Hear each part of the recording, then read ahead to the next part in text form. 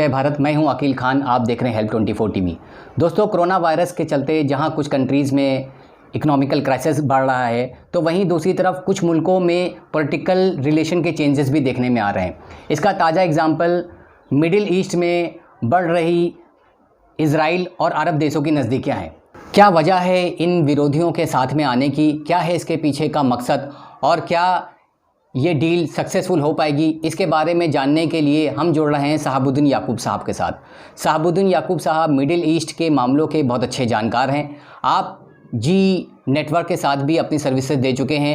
फ़िलहाल आप news next network नाम से एक यूट्यूब चैनल चलाते हैं। इसके साथ साथ आप ब्लूम बेस्ट न्यूज़ करके भी एक नया चैनल लेकर के आ रहे हैं। तो आइए हम जुड़ते हैं शहाबुद्दीन याकूब साहब के साथ और इन सारे सवालों के जवाबात आपसे जानते हैं। सर, बहुत बहुत स्वागत है आपका हमारे चैनल पे।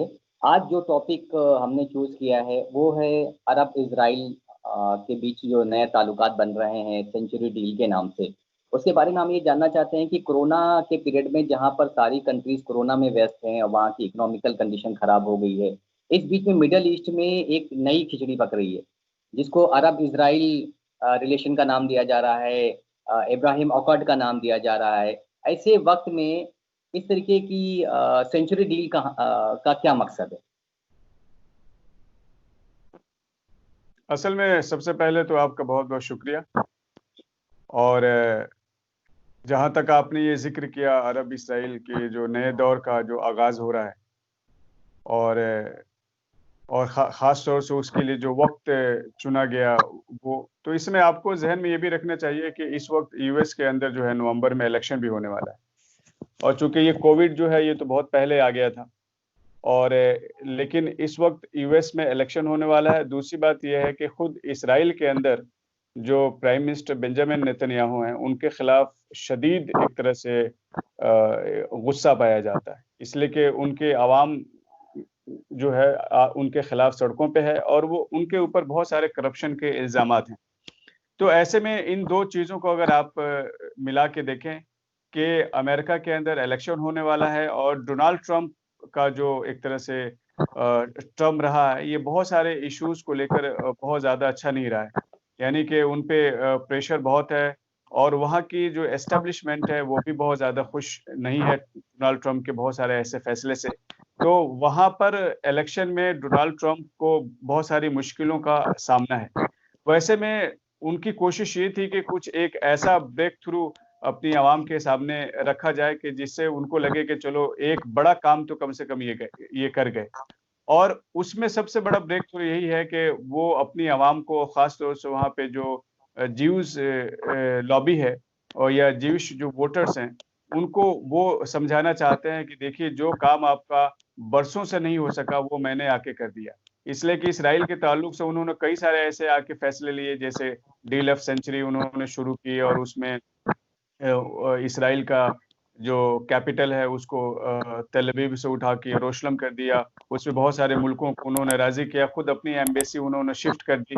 और अब उन्होंने जो अरबों के साथ ये जो पीस डील करवाया, जिसको आपने जैसे खुद ही जिक्र किया कि अब्राहम एकॉर्ड उसका नाम दिया है, तो ये सब का मकसद ये है कि एक तरफ तो अमेरिका के अंदर जो होने वाला इलेक्शन है उसमें डोनाल्ड ट्रंप के लिए एक माहौल तैयार करना, और दूसरी तरफ जो बेंजामिन नेतन्याहू हैं उनके खिलाफ जो इसराइल के अंदर एक तरह से डेमोन्स्ट्रेशन हो रहा है और लोग एक तरह से चाह रहे हैं कि भाई आप इस्तीफा दें।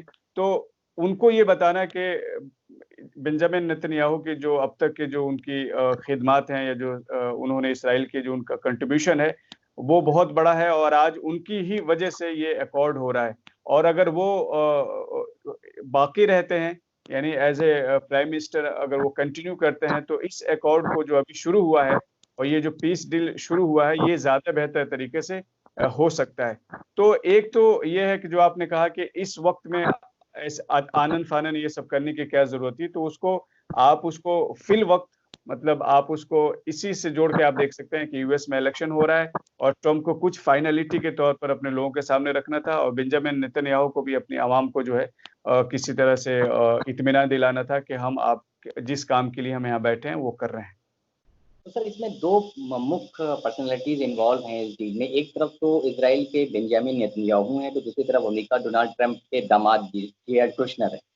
ये तो समझ में आता है कि इसराइल में जिस तरीके से वहाँ पर नेतन्याहू के खिलाफ चोरी के इल्ज़ाम लगे हैं, भ्रष्टाचार के इल्ज़ाम लगे हैं, तो वहाँ की जो ज्यूस आवाम है उसको उस तरीके से वो मना सकते हैं कि देखिए मैंने अरब इसराइल पीस डील में करा रहा हूँ और अरबों को अपने सामने झुका रहा हूँ।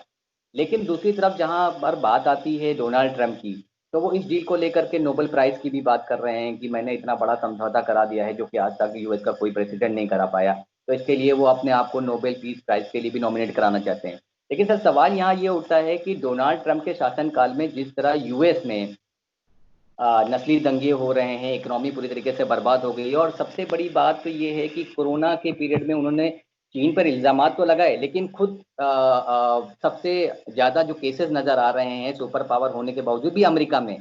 तो आपको क्या लगता है कि ये डील बाकी सारी चीज़ों पर हावी पड़ेगी और वहाँ के लोगों को क्या वो मनाने में सक्सेसफुल हो पाएंगे कि वो एज ए प्रेसिडेंट फिर से डोनाल्ड ट्रंप को वापस लेके आए? ये तो ठीक है कि वहाँ पर ज्यूज लॉबी यूएस में काफ़ी इम्पोर्टेंस रखती है, काफ़ी दबाव डालती है, लेकिन फिर भी क्या ये डील को जिताने में सक्सेसफुल हो पाएगी?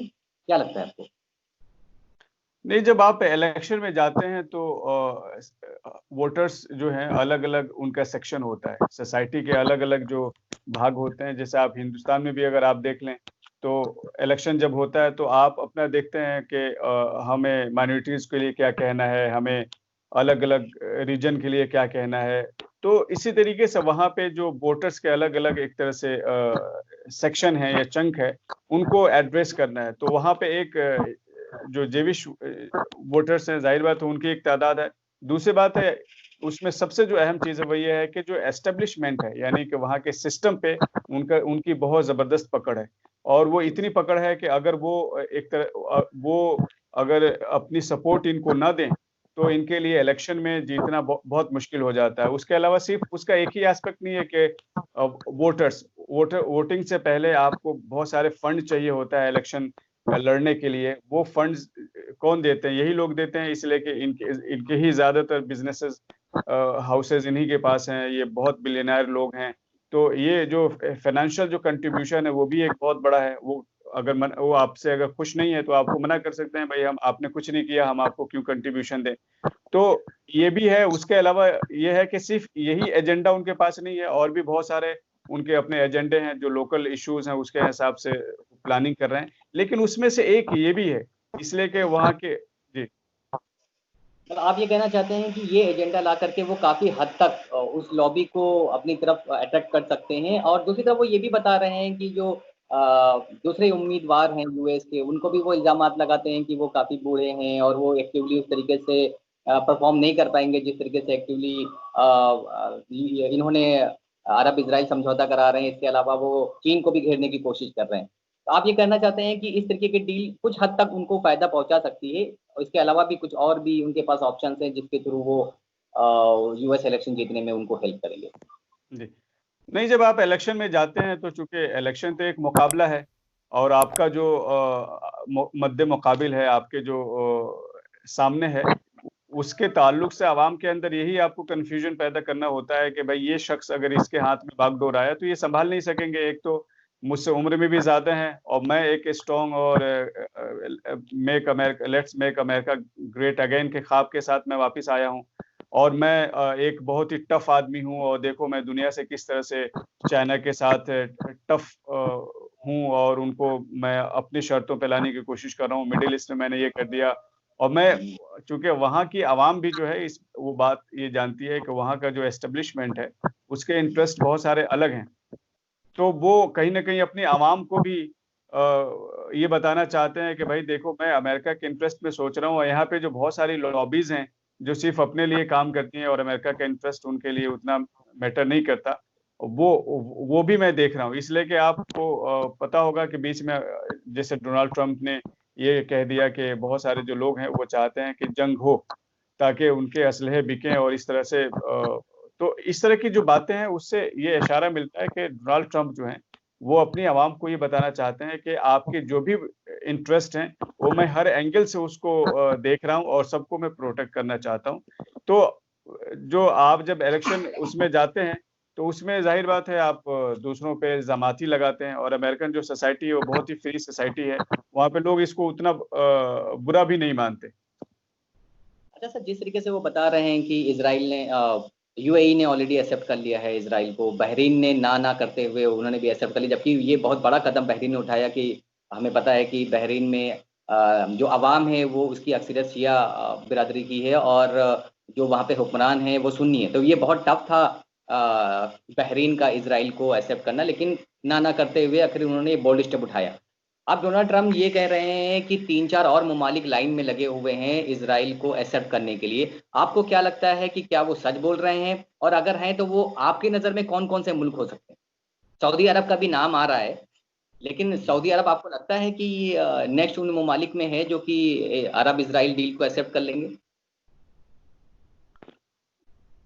देखिए, वो जहाँ तक बात है कि नेक्स्ट कौन-कौन से मुल्क हो सकते हैं, तो उसमें हतमी नाम तो आप नहीं ले सकते, इसलिए कि चीज़ें वक़्त के साथ बदल जाती हैं। यानी एक मुल्क, इसलिए कि जो कुछ भी हो रहा है इसमें जो भी अरब मुल्क इसराइल को इस वक़्त एक्सेप्ट कर रहे हैं, वो किसी न किसी दबाव के तहत कर रहे हैं, किसी न किसी मजबूरी के तहत कर रहे हैं, वो कोई खुशी से नहीं कर रहे हैं।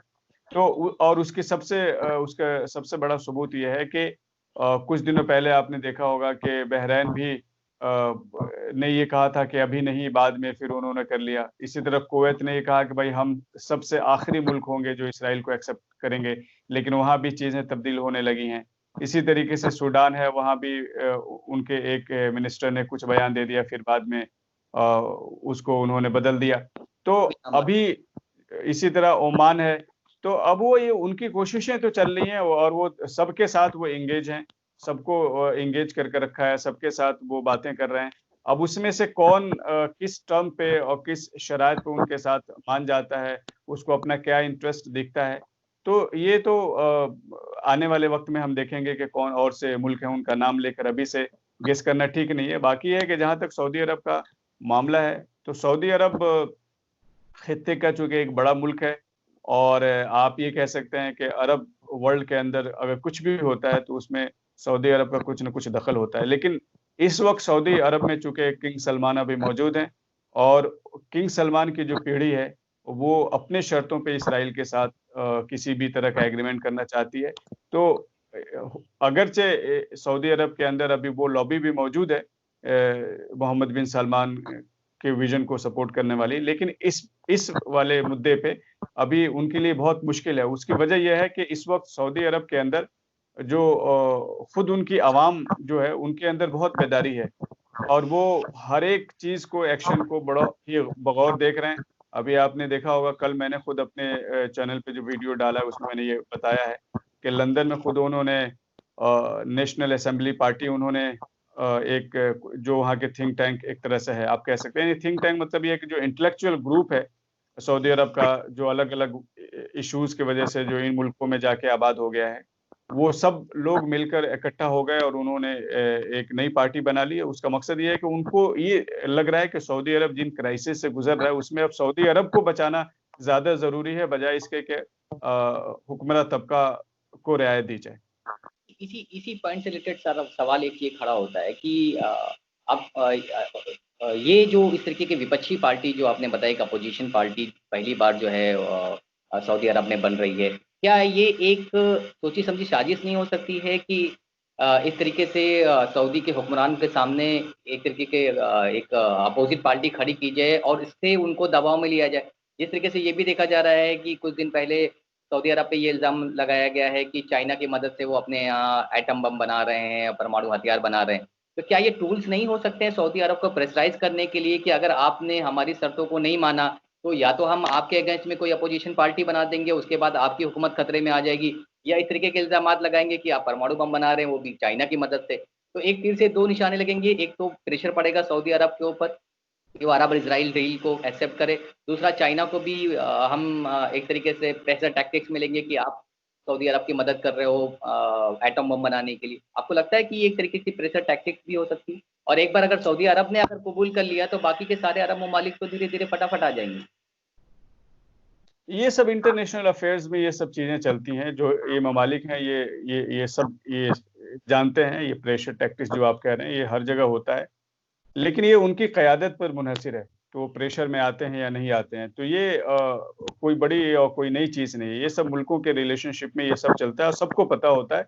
आपको ये देखना होता है कि मैं किसी दबाव में कहाँ तक झुक सकता हूँ, मैं इंटरनली कितना मज़बूत हूँ, मैं कितना रेज़िस्ट कर सकता हूँ। तो ये तो आप आने वाले वक़्त पे छोड़ दीजिए। लेकिन ये है कि जो भी चीज़ें इस वक़्त दुनिया में चल रही हैं, इस वक़्त सब यही चल रहे हैं, एक मुल्क दूसरे मुल्क के खिलाफ साजिश कर रहे हैं। हर मुल्क को अपने इंटरेस्ट की पड़ी हुई है। तो इसमें हर मुल्क को अपने इंटरेस्ट को देखना है और वो उस इंटरेस्ट को बचाने के लिए वो क्या कुछ कर सकते हैं, ये सब कुछ उनको ही करना होता है। सर, जिस तरीके से फ़िलिस्तीन ने अभी इस अरब-इज़राइल डील को पूरी तरीके से मुस्तरद कर दिया, उन्होंने बोला कि ये हमारे साथ धोखा किया गया है। यहाँ तक कि उन्होंने यूएई पर भी इल्ज़ाम लगाया कि उन्होंने हमारे साथ फ़िलिस्तीनी अवाम के साथ धोखा किया है। अगर सऊदी अरब प्रेशर में आने के बाद अगर इस अरब-इज़राइल डील को मान लेती है, पीस अकॉर्ड का हिस्सा बन जाती है, इज़राइल अकॉर्ड का, तो आपको लगता है कि आले सऊद बहुत बड़ी मुसीबत में आ जाएँगे? क्या वहाँ की अवाम क्या इस चीज़ को एक्सेप्ट करेगी? और ये सऊदी अरब के चौधराहट के ऊपर एक आखिरी ताबूत की कील के तौर पे साबित नहीं होगा? नहीं, ये सब तो देखिए उनके जो ताल्लुकात है वो कोई ढके-छुपे नहीं हैं। वो उन सबको पता है कि बैकडोर तो सबके साथ अच्छे ताल्लुकात हैं। अभी जहाँ तक चीज़ें सामने लाके करनी होती हैं, यानी कि आप दुनिया के सामने किसी चीज़ को एक्सेप्ट करना होता है, वो बात उसकी होती है और उसके लिए जो किंग सलमान हैं, उन्होंने क्लैरिफ़ाई कर दिया है किसी हद तक कि भाई हम अपनी शर्तों पे तो ये एग्रीमेंट कर सकते हैं, इसराइल के साथ उस तरह के ताल्लुकात बहाल कर सकते हैं जिस तरह आप चाह रहे हैं, लेकिन आप जिस तरह चाह रहे हैं वो अभी मुमकिन नहीं है। तो जब तक किंग सलमान की इस क्लैरिफ़िकेशन के बाद अभी आप इतना जल्द ये सब होता हुआ दिखाई नहीं दे रहा है। लेकिन फ्यूचर सर में ये क्या होगा? हुँ। लेकिन सर ये तो हकीकत है कि ये कोई नए ताल्लुकात नहीं है। इस तरीके के ढके-छुपे ताल्लुकात इन मुल्कों के बीच में पहले से चल रहे थे। लेकिन ये है कि क्योंकि यूएस में इलेक्शन है, डोनाल्ड ट्रम्प किसी तरीके से उसको जीतना चाहते हैं, तो ये मंज़र-ए-आम पे लाने का वक़्त आ गया है और अभी इसको मंज़र-ए-आम पे लाया जा रहा है। हाँ, वो देखिए असल में गेस वर्क बहुत सारा होता है। तो आप क कुछ भी कह सकते हैं, जो कुछ सामने दिख रहा है, वो काफ़ी है चीज़ों को समझने के लिए।